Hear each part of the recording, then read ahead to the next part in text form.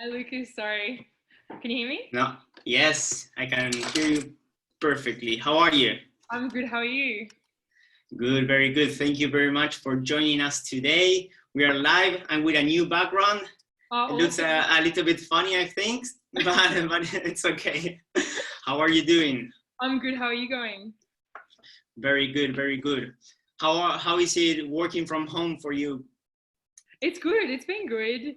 It's school holidays at the moment, though, so I start officially back next week, but I've been working on my own business the past 2 weeks, so that's been good. I've had some time to work on that. That's great. It's great to be full on your business and have this time to dedicate 100% to it and yeah and make hopefully huge progress, right? Yeah, exactly. Definitely. Are you working Okay. from the office or are you at home? No, we are working from home as well. We already started classes today. So we are already full on the digital wave. Everything is being done online. Students are attending class online. So everything is running smoothly in a digital way. So, so that's very, very, very good and interesting. It's a new way of delivering. We are used to doing yeah face very practical workshops, as you know. So this new methodology is a challenge, but also I think is a big opportunity to start testing online platforms, which I think is it's a very interesting way of teaching for these new times. Yeah, for sure. I think a lot of people have started to move their work online, especially a lot of high schools as well. So yeah, it's good to test it out. Totally, and you are working with high schools, right? So before we start, just I like introducing people, but at the same time, I also like people describing themselves because maybe my perspective is different than yours. So please, can you tell the audience who you are exactly, what you do? Tell us about Team Ambition, your company, and yeah, tell us a little bit about your background. Yeah, awesome. So my name is Tash and I run Team Vision. So what we do at Team Vision is we run career education workshops in high schools for young people to help prepare young people for the future world of work. So my background is as a facilitator. So I've worked with a number of companies running workshops for young people. And one thing that I found was that there was a lack of career education in high schools. So a lot of students didn't really know which subjects to choose in VCE and weren't really exposed to what the real world was like. So what I do with Team Vision is I bring young industry professionals from different industries into my workshops, and we run engaging interactive workshops where they learn a range of different skills, especially soft skills. And then the career or industry ambassadors that come and run the workshops with me share a little bit about their career journey, their career path, and yeah, a little bit about their background so students have more of an insight onto what jobs are out there and how they can apply for different university degrees and get into different fields. So that's a little bit about me and what I do. Great. It sounds really interesting. It is very, very aligned with what we are doing at Inside Academy, focusing on the development of not only hard skills, but also and mostly soft skills, which, as you say, usually we finish college and we don't know what we want to do in life, or we don't even know what we like, and we are very lost. And nobody, not even in school, but not even in university, they teach us what are those things that we are what we are really going to need in life, like, I don't know, emotional intelligence. And then what are the different pathways that we can take in our professional career. And I remember it being a super confusing times when I was a teenager getting out of school, right? Yeah, you didn't know what you wanted to do after school? Did you have an idea? I didn't know what to study, but I knew I was already an entrepreneur. I've been an entrepreneur since a very young age with different projects, but I also had like this formal family structure where my parent is a doctor, my mother is a pedagogist or something like that, and the career was, you need the security of having a career and being able to do professional / corporate careers at some point. And I was always leaning towards the entrepreneurial pathway, and they supported me a lot, but at the same time they told me you have to study to have a degree that supports whatever you do. So I had like that double side. In fact, I ended up doing a master's as well afterwards, but fortunately I always was an entrepreneur and was able to fulfill my dream and my goals. So but I remember being a super crazy moment of definitions, of needing to choose something right away when I finished school, to start studying something at uni, and it was super crazy. In fact, I decided to start to study to be an industrial engineer, and 1 week before starting class, I dropped out and I changed to marketing, and I started marketing the classes 2 weeks later, like 2 weeks after they already started. And I ended up finishing marketing, and always I worked in marketing. My company back in Argentina is a marketing company. Here I work as a marketing manager at Inside Academy. I also teach marketing to my students. So it was a good change, a good decision, but it was a gut feeling that I had that I said, okay, I'm not going to be an engineer, I'm going to study marketing. It was like nobody really guided me properly, not even at high school. And once I started university, I saw that there were a lack of many things, and one of those were soft skills. So I think that's the gap that you identified as well. Yeah, for sure. And even just hearing about your experience as well, I had a similar experience in school. I think that year 10 was the year that I started trying different things at school, but choosing my VCE subjects for my last years of school was a bit of a stressful time for me. And I think there's so many choices as well. And even like I've got friends that are in their 20s now that are still figuring out what they want to do. Like they've tried a couple of different courses and then they've transferred. And I think like thinking back to when I was in high school, I thought that I needed to have it all figured out in year 10. And I didn't realize that you could change from courses, you could use those skills in different fields.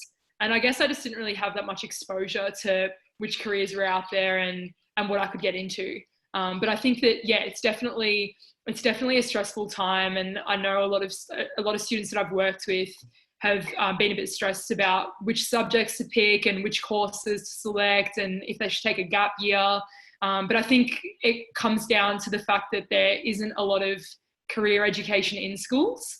And yeah, that's what we do. So we go out to work, we run a variety of different workshops on resilience, emotional intelligence, leadership, and bring those speakers in so students can learn skills, but then they can also listen to young people. I think that hearing young people and their experiences is also really important because you can learn a lot from them as well. 100%, yeah. And also it works as motivation, saying, hey, I can accomplish this, I can make these things happen. So I think it's super interesting what your company does. And I think it's really good that you're working with high school students. I think is the key moment to talk and teach these skills. I think it's super important for everybody. I always say that if I was working like in the education part of the government, I would make the last year of high school a compulsory at least term talking about these skills and teaching people about themselves, about emotional intelligence, as you say, resilience. What a beautiful term. So let's go directly into resilience. What's your definition of resilience? Well, actually, before I get into resilience, I think now is more important time than ever for students to be resilient, especially adapting to working from home and the final 2 years of high school, when you want to just finish and get your degree. I can't imagine how the year 12 students are currently feeling in their final year at the moment. But yeah, it's definitely very important, a hot topic at the moment. But my definition is someone that's able to bounce back from setbacks and can cultivate a support network around them to help them achieve their goals. I think that the key thing for being a resilient person is someone that can just focus on what they can control and not thinking of the past, and offering and asking for advice and support from people in their network to actually achieve their goals. So having that positive mindset is really, really important. Totally. I love your definition because it's 100% true. It's not only something that is from the individual, from yourself, it's something that you need from your context, the people that are around you, being able to ask for help and use the others and all the experience that others have in order to help you as well. So yeah, super interesting. And how do you teach resilience? I think it's super important because we as entrepreneurs, we definitely need resilience. But I think that for anybody in any professional career, resilience is going to be key, because life is about many times having a no as an answer, most of the times having a no as an answer, or a frustration or a negative experience. So teaching people how to deal with this is super interesting. But how do you teach something like resilience? Yeah, well, I look back to when I was in high school, and I lacked a lot of resilience growing up. And it's funny, I look back on it now, and I just reflect on my journey and how I've built resilience over the years. And it's all about your mindset. Like I used to be the type of student growing up in high school, if I didn't perform well on a test, I'd really take it to heart and I wouldn't let it go. And I'd keep looking back at that grade and I wouldn't actually try to think of the future because I'd keep going back to that grade. And I think that I actually had a conversation with a teacher, and I think my mum told me this as well, but they were just like, look, it's over. You can't go back in time and sit the test again. But what you can do is look to the future. How can you improve? Because people fail all the time. Like I've failed so many times. And I think at times a lot of people look at all of your successes and all of your achievements, and they don't really realize that it was a long path. It takes like a long time to get to that point and to achieve those things. Like it's not a linear path all the time. But for me, it was all about mindset and changing my mindset. And one thing that really helped me growing up was snapping out of that, constantly looking back at my grades and asking people for feedback. Like I just snapped one day and I was like, okay, I can't keep dwelling over this score. This is how I can improve. So I would always just ask for feedback. I'd ask teachers for feedback. Even throughout university, I'd always be asking for feedback. And that's something that like really, really helped me throughout my high school and university years as well. But I think another way of teaching resilience is learning that you can't necessarily do everything on your own, and having a network of supportive people, whether that be family, friends, people that work in your industry, other young professionals. It's always good to connect with those role models and ask them for help as well. Because yeah, you can, I personally have gained a lot of experience and have learned a lot from my mentors and people that I've looked up to just by surrounding myself with those people. But yeah, in workshops, when we go out to high schools, like you said, like it is tricky teaching resilience. There's a lot of guest speakers that share their personal stories, but how we run the workshops in schools is we actually test the students. So we start our workshops by getting them to be involved in a challenge and to see how they react to that challenge. And yeah, respond versus react is a skill that we teach. And then the students self-reflect on how they reacted and how they responded to that certain challenge. And then we get them to apply that to other areas of their life, whether that be sport, whether that be relationships with friends and family, or even just like academic studies. So getting students to experience something and then seeing how they respond to that is one way that we teach it in our workshops. That's great. No, and even talking about it in the beginning, making people know that that exists, that concept exists, and that is something that you will, at some point of your life, you will have an experience with. I think it's already like the eye opener to these young kids that are just starting their professional life or their adult life. Yeah. So I think it's super interesting and necessary.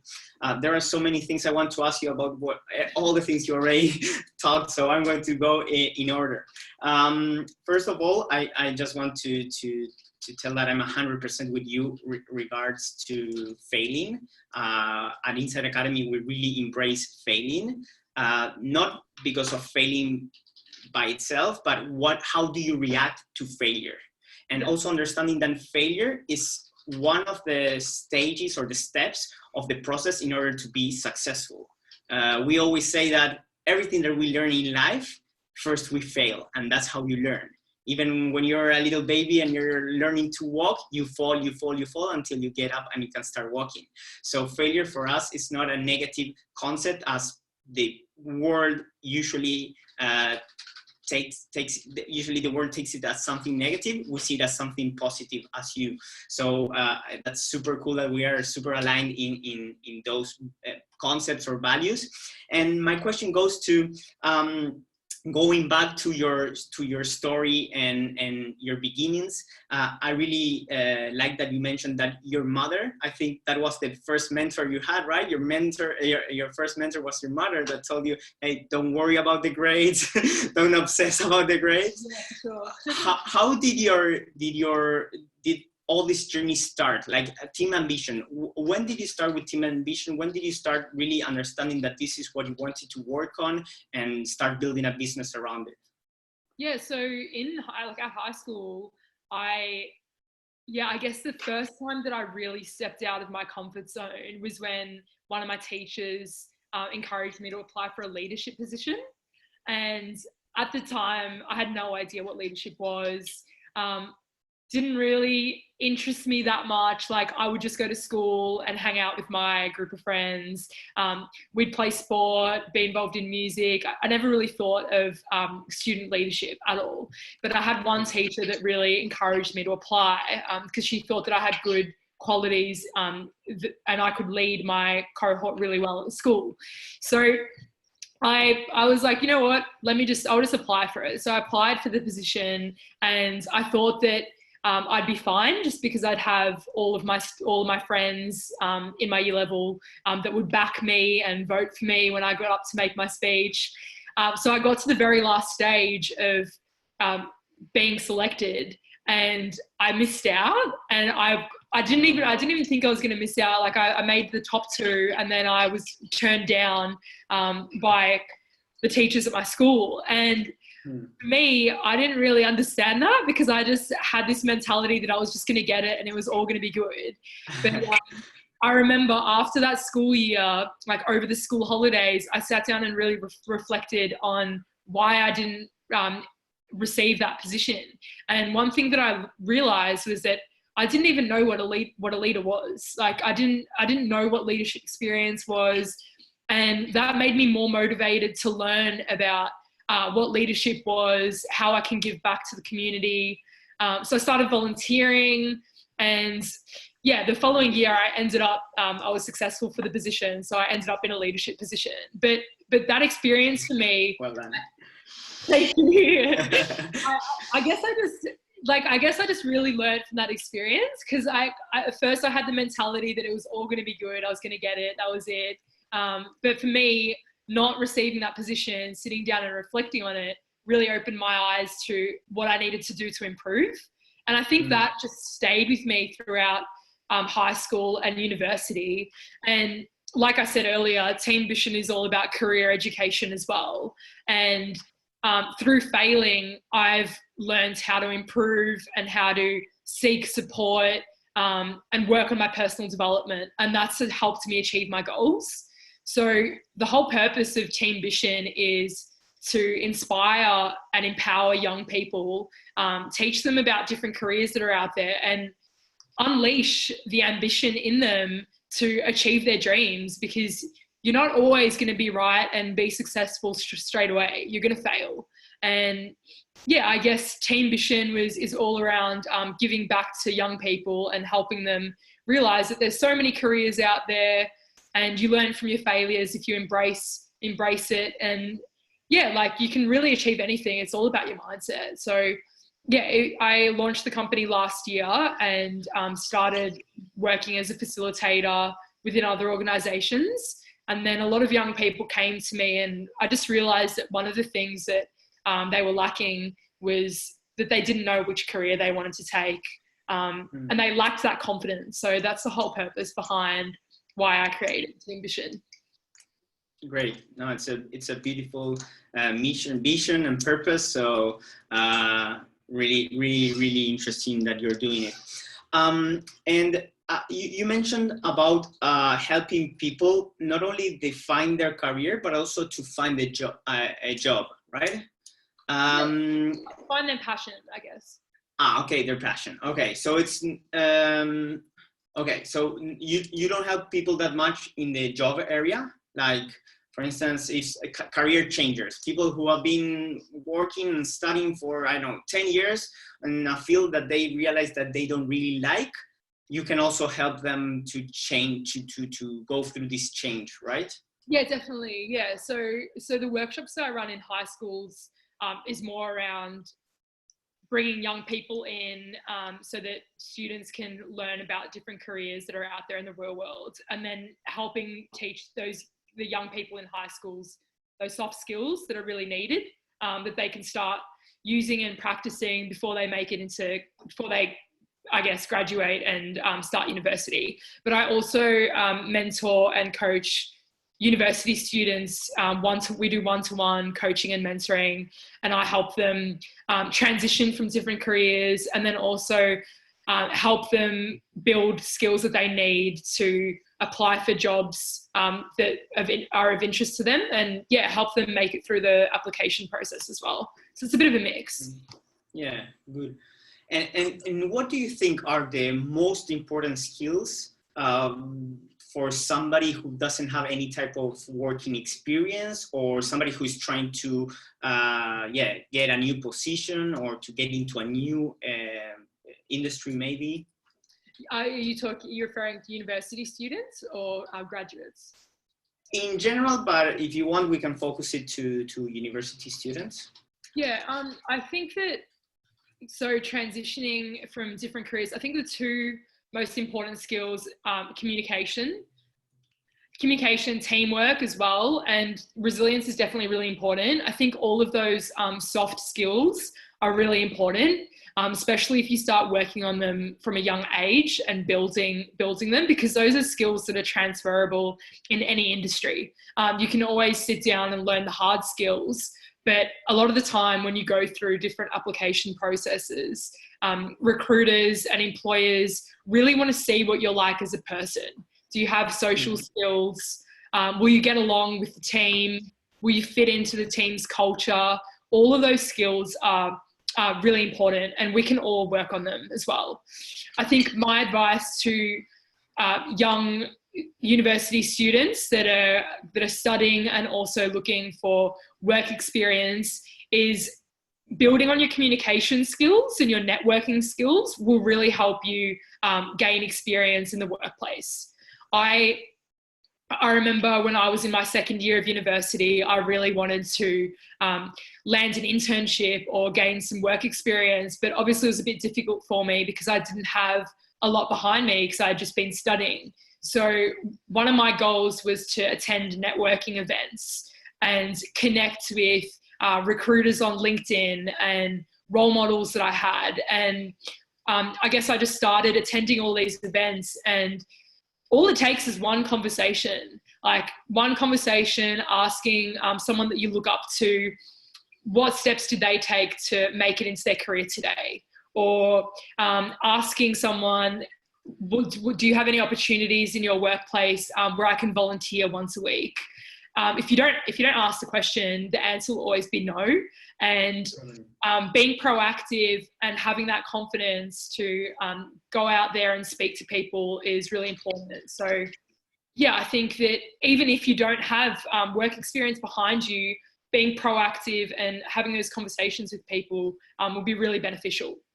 I think another thing that I always used to do was call, if I saw a job ad that I really liked and I wanted to learn more about the position, I would call the company and speak to their HR manager to ask them those questions. And to be honest, the first time I ever did that, I was so nervous and so worried about what they would think of me. But being comfortable with being uncomfortable really helps. Like, I think the first time you do it, you realize it'll get easier as time goes on. And at the end of the day, you're just asking a question. Like, totally. And as you say, you already have the no for an answer, so there's nothing more to lose. So just doing it, right? Exactly right. And there'll be people that don't do it, and then when you do it, you'll stand out. So that's also really important to remember as well. Totally. I think that is a great advice, trying to stand out and be different than the rest of the people. We always try to push our students to do things in a different way. And one of the things that most students struggle with, most of our community's international students, is finding a job in their professional career. And many of them, they just apply to jobs through, I don't know, Seek, Jora, Gumtree, all these platforms, and they are very scared to just pick up the phone and call. And yeah, many times I think they are the no answer before the company says no to them. So it's very good that you mentioned this, and everything you say is like totally connected to what our philosophy at Inside Academy and the way that we try to train our students. So you've been working then a lot with the students, so are the people that are looking for jobs, but you also been working with the companies, right? So you've been in both sides. Do you collaborate usually with HR managers or people that are looking for like people to fill in positions? Yeah, I don't necessarily collaborate with them regularly, but I do have people in my network that I've met at networking events, or I've seen them that have they've come up on stage as guest speakers. So I do see a lot of the things that they're posting, especially on LinkedIn, around what they're looking for when young professionals do apply for jobs. So I only connect with people in my network that are working in that space. Talking about LinkedIn, because it's another tool that I personally really love and use a lot. How much do you use LinkedIn, and how do you use it? Yeah, so I actually I use LinkedIn every day. Sometimes it's even just for half an hour, 15 minutes. I'll just have a look at what's happening on my news feed. But then every couple of weeks, I'll also post content on LinkedIn as well. So the way that I use it is, if I think something is of value to my network, I would post that, but I'm not one to post regularly. Like I said, like it'll just be every couple of weeks. I think, the best way to use it is if you have something of value, you think that, if you have something of value for your network, it's definitely worth posting. But other people post once, twice a day, which is fine as well. The way that I guess I just connect with people, have a look at what they're doing in their careers and their fields. I read a lot of articles on LinkedIn as well. And like I said, just like post occasionally if I think something's of value to the rest of the community that I have on LinkedIn. That's good. Perfect. Yeah, I think the concept of adding value is super important. And many times with people that don't have much experience in a field, they say, hey, but I cannot add much value to the company or to this professional. But you mentioned something about that you offered, or you also suggest students to offer like a volunteer job or like internships. How important do you think it is to do like internships? Yeah, I think it's really important. Just personally, when I was at university, I really made the most out of the internships that I had.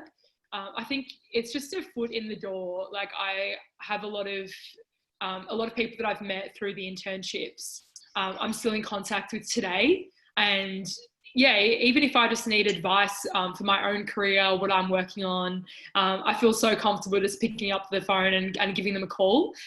So you don't only build on your experience and learn about what the industry is like, but you also connect with mentors who might be older than you, that'll be able to help you in the future. So I think there's definitely a lot of wins in undertaking an internship.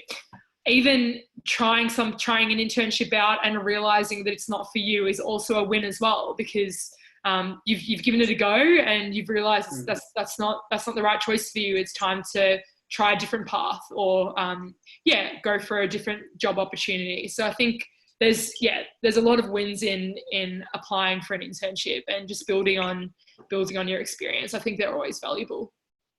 Totally. Yeah.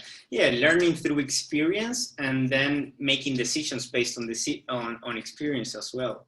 Many people, they do internships and they, as you mentioned, you realize that it's not what you want to do. It's not what you really like. So good advice. Perfect. And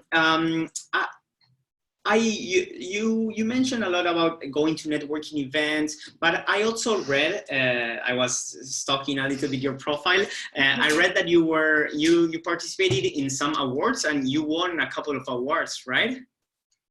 After I graduated from university, I was nominated by my university and the Australian government. So I was part of, it's called Advance. As part of their Australian awards. So I had a mentor that was Australian, that was working overseas, who mentored me for 12 months. So I was part of an amazing program. I flew up to Sydney for the awards night. There were 8 university graduates from Australia that were involved in that. It was definitely, it was an awesome experience. And that's cool. And apart from the experience, oh, I lost the button. Okay. Apart from the experience, sorry? Can you see me? I might just put the light on. Okay, perfect. In the meantime, let's open it up as well to the audience. Do you want to ask any questions?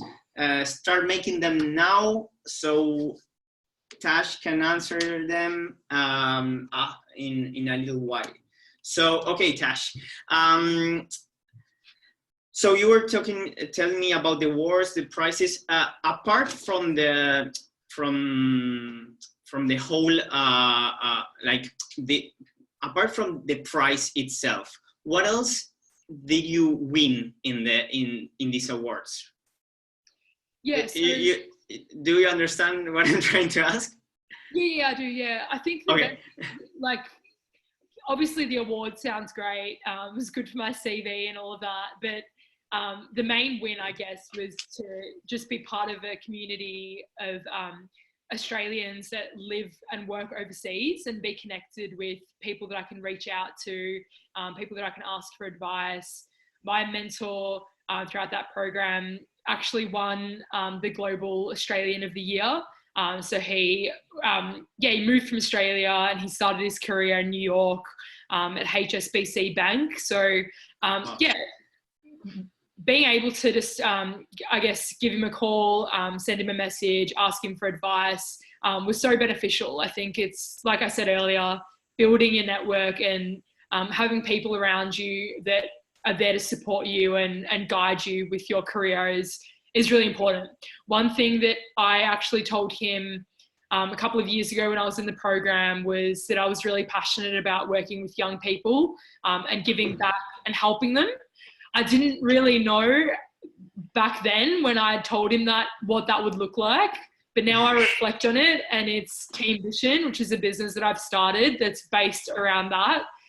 So for me, the win was just having one small idea that I worked on and kept coming back to because I was so passionate about it, that I was able to turn into a business. So that's definitely the main win that I got from that program.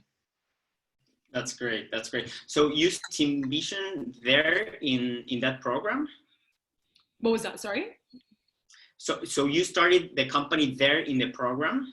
I had the idea of, I had an idea of what I was passionate, like I knew that I was passionate about working with young people and I wanted to turn it into a business, but I didn't know how. So we had a lot of conversations around how I could give back to young people and support them.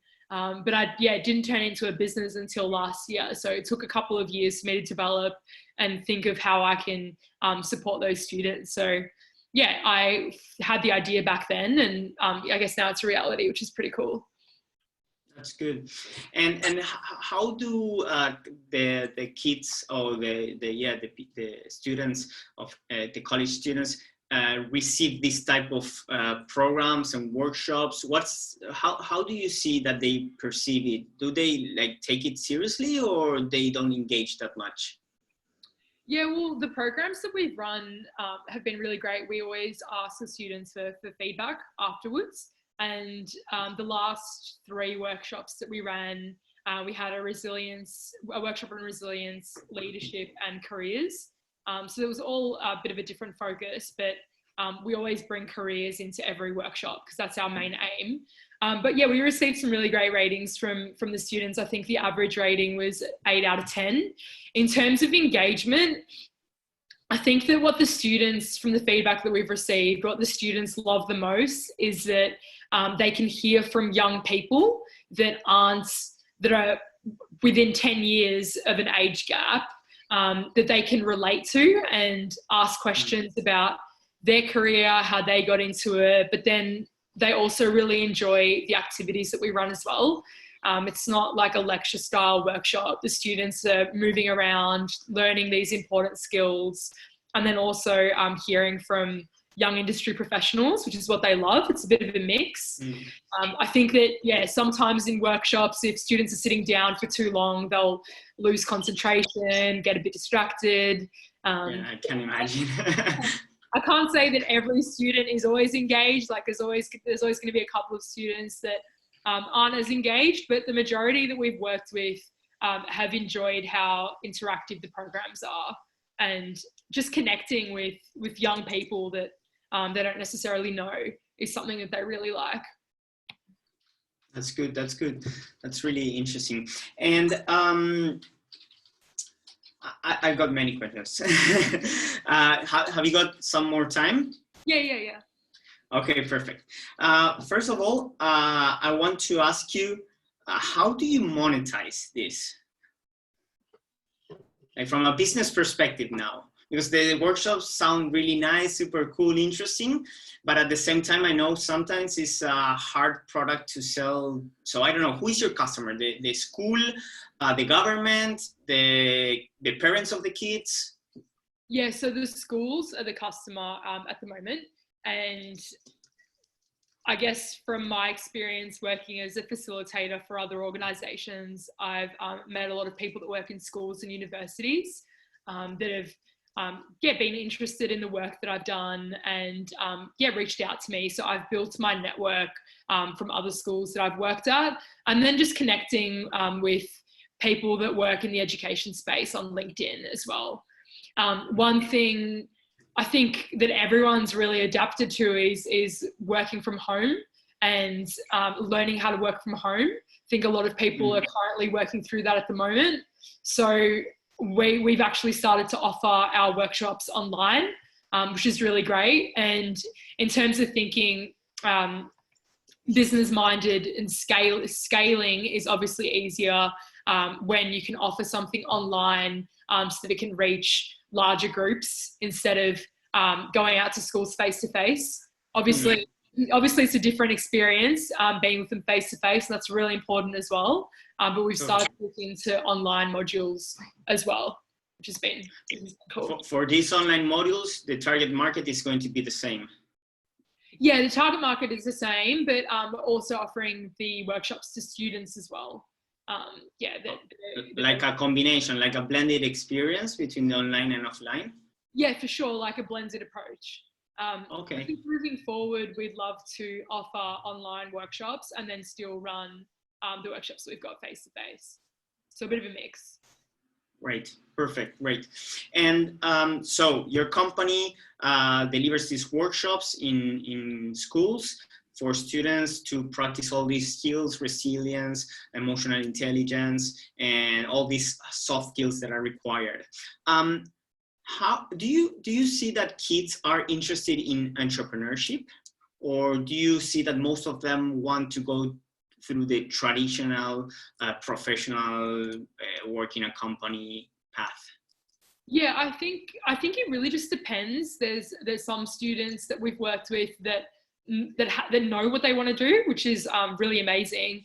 There's others that are open to different opportunities, and then there's the students that aren't really sure. But in one of our recent workshops, we brought an entrepreneur into the workshop, and he actually spoke about how he started his business, how he's worked with a variety of different startups, and has been able to work overseas as well. And a lot of students were really interested in how he was able to do that. So there definitely is a lot of interest from students. They're always really intrigued to learn how to start your own business up, how to step outside of that traditional career path.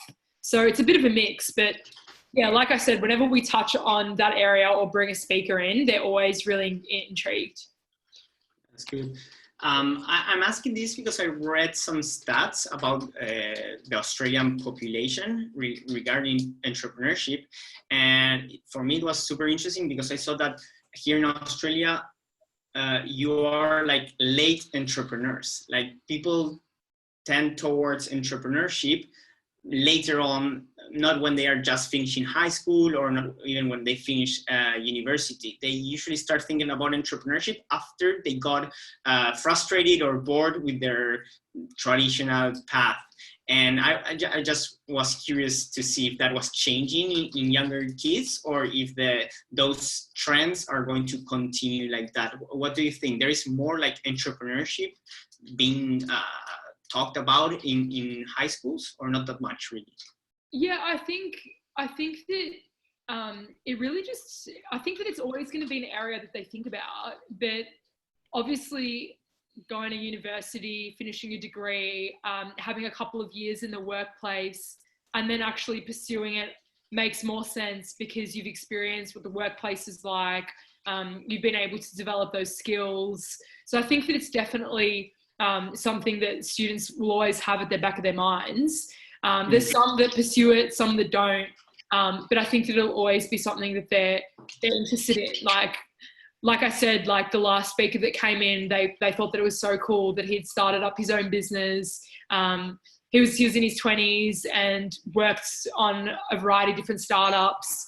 And they just didn't know that was a thing as well. Like I think a lot of students just think, I need to go to university, I need to pursue this career, but they don't realize that there's another option as well. You can still go to university, you can still follow your passion, make a career out of it as well. So yeah, I think they'll always be interested in it, and it just depends if they want to pursue it when they're older.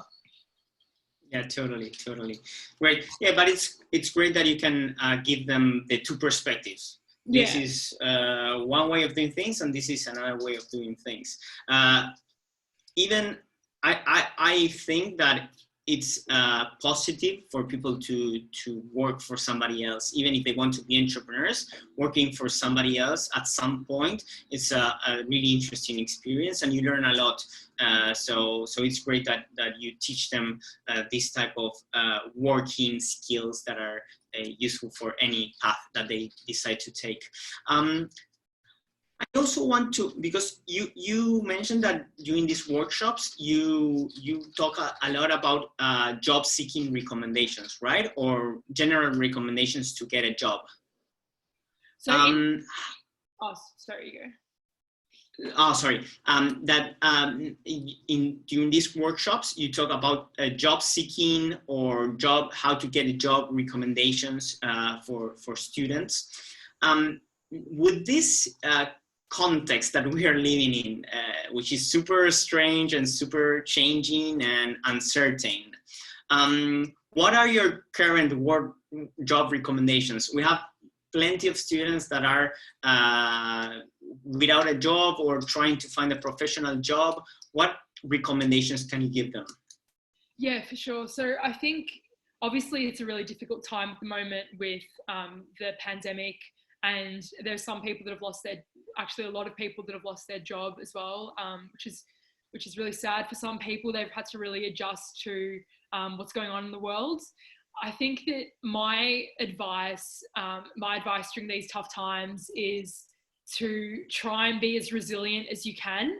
And if that means focusing on the things that you can control, I think that it's important to really work on your personal development at this time. I feel like a lot of people have a lot of time to self-reflect at home. So there'll be some people that have lost their job. There'll be others that are thinking about their current job and thinking about the next steps or what they want to do once this ends. But I think we can all really make the most out of the time that we've got. And upskilling is so important. I think that getting involved in online courses, if you want to pursue a career in marketing, looking for some digital marketing courses that you can complete online, working on your resume, practicing your interview skills. Those are all things that will really put you in a great position once all of this is over. And it will be over. It's just sad that everyone has to go through this at the moment. But I think that on the other side, people are going to be applying for jobs again. And by doing all of this while you've got the time at home, it's so important. I think another thing as well is, like, obviously it's hard. You can't really go to networking events, but being active on LinkedIn and following people that you look up to, sending them a message. So many people are really supportive during these tough times as well. So even just asking for a quick phone call or a quick catch up. I know a lot of people from different companies that are offering their help with marketing, with resume, interview preparation. They've even jumped on like a Zoom call for 10 minutes to help young people that want to learn about their industry or want some advice. I think just trying to be as productive as you can is definitely my recommendation. And that is by doing online courses, staying connected. The other thing as well is to ensure that you practice self-care. I think super important. I think everyone's realized that health is the most important thing right now, especially over career. So looking out for your health is so important. And what I'm doing working from home is I'm still in a routine. I've got 3 rituals every day. So I'll always exercise for half an hour. I'll always FaceTime with a friend, and then read a book or spend a bit of time on Netflix. That's always something that I'll do throughout the day. But then I'll obviously still get my work done, be connected, and focus on those things that I haven't had time to do in the past. Like, I think working from home, we've got so much time on our hands now, and to set yourself up for success, you need to make the most out of it. So Totally. So it's a great moment to upskill, to focus on yourself, both professionally, but also personally, and upskill as much as you can, and also stay connected and stay proactive. I think those are magnific recommendations. You just summed it up. Sorry? Well, yeah, that's what I do. I sum up. So you already told us about Team Vision, how it started, what it's doing now. Now I want to know about the future. What are the next steps of the company? Yeah, so at the moment, there are a couple of students from La Trobe University that are interning with us at Team Vision. So yeah, it's been really cool because I come from a marketing background as well, and we've been able to work together on different marketing ideas. They want to pursue a career in marketing, public relations. So yeah, I've been helping them build their own portfolio up as well. So that's something that the interns have been helping out with. I think moving forward, we just want to run as many workshops as we can and really offer these online workshops. yeah, I think still supporting these students, whether it be by face-to-face or online, is still really beneficial. I think that a lot of students are going through really challenging, difficult times. So providing that service online is our main focus at the moment. And then moving forward, we just want to continue the blended approach of going out to schools once things get better, connecting young people with industry speakers, and then having an online platform or online modules that we can offer to students as well, to really help them moving forward and set them up for success is our main goal. Good. Good. And have you already started working like on a pilot version or on a test version of these online modules that you are already now implementing with some schools or group of kids? Yeah, so we've tested a couple of our online workshops. We're going to be testing for the next 3 weeks, and then asking students for their feedback, taking on board what they loved, what they didn't love, and how we can improve it. And then, in about 3 weeks' time, we're going to start offering all of our workshops online. So it's really exciting. That's good. Are you the only company doing this in this like niche? Yeah, there are other companies. Like I said, I've gained experience working with other companies that go out and run workshops. So there's a lot of other companies that run workshops on leadership. A lot of them are mental health related as well. But I think what makes our workshop stands out a little bit more is that there's a focus on careers, and we're bringing in young speakers from different fields to share their journey. A lot of the other companies have their own different area of focus, which is okay, perfect. Yeah. Okay. Good. So you are specialized like in a specific area, and that's and using also these young professionals. That's like your differentiation. Yeah, for sure. Perfect. Okay, Tash, almost 1 hour already. Thank you very much for joining me for this interview today. I'm enjoying it a lot. I hope that you're enjoying it as well. I asked you so many questions already. We went through your whole story, through everything that your company does, everything that it's planning to do in the future. Let me check some questions from the audience.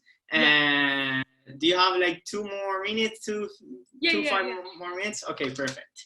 Okay, here they ask you about La Trobe Accelerator. You were part of La Trobe Accelerator, right? Yeah, I was, yeah. Good. We have like like a connection with them, and many of our students participated in the La Trobe Accelerator with amazing they lived amazing experiences, and it was super helpful for them. So we love collaborating with La Trobe Accelerator.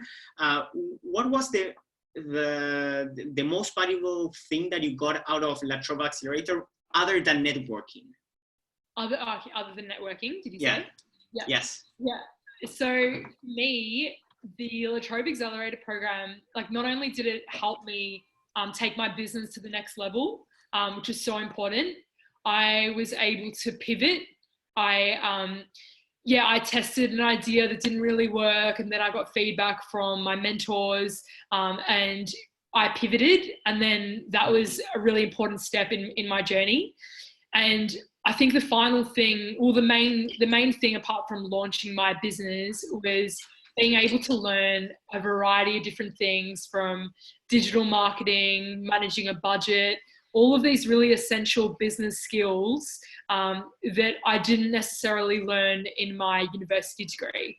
For me, this was like an add-on. I kind of felt like I completed a really shortened MBA with people in my cohort that, like, we all had different backgrounds. We all learned off one another. So for me, it felt like a shortened degree that I also added on to my undergraduate degree, and really just gave me all of that business knowledge that is really useful for me, no matter what I do in the future. Great, that's great. Yeah, it's super important because you have the know-how of one side of the business, but you need to complement it with all the business side of the business, which is super important to make that idea really happen and be happening and be sustainable over time. So Yeah. perfect. We still need to define the date, but Jose told me that you're going to be delivering some resilience workshops for our students. Is that right? Yeah, that's right. Yeah, I'm really looking forward to it. Great. So we have many students that are watching the live right now. What are the outcomes that the students that attend to the workshop can expect? Yeah, so with the resilience workshop, the main outcomes will be how to cultivate a support network. So we will dive deep into how to build a community around you and connect with people that might be older than you that work in an industry of interest to you. So really building those connections. We'll go through networking and cultivating a support network. The other main outcome is bouncing back from setbacks. We'll explore how you can bounce back from setbacks. And very important. Yeah. And the last one is just communication skills. So we'll cover resilience, communication, teamwork through a range of different activities throughout the workshop. So yeah, really important skills that'll help them. Yeah. Sounds really good. Sounds really really important topics, and even more now in these tough times. So, well, thank you very much for collaborating with us and offering this for our students. I think it's super positive, and it's going to be very fruitful for those who attend to the workshops. Yeah. Well, I'm going to start closing this interview, because if not, I can continue making questions until midnight. I might just leave anyone who's listening with my three tips. So of course, please, yeah. Yes.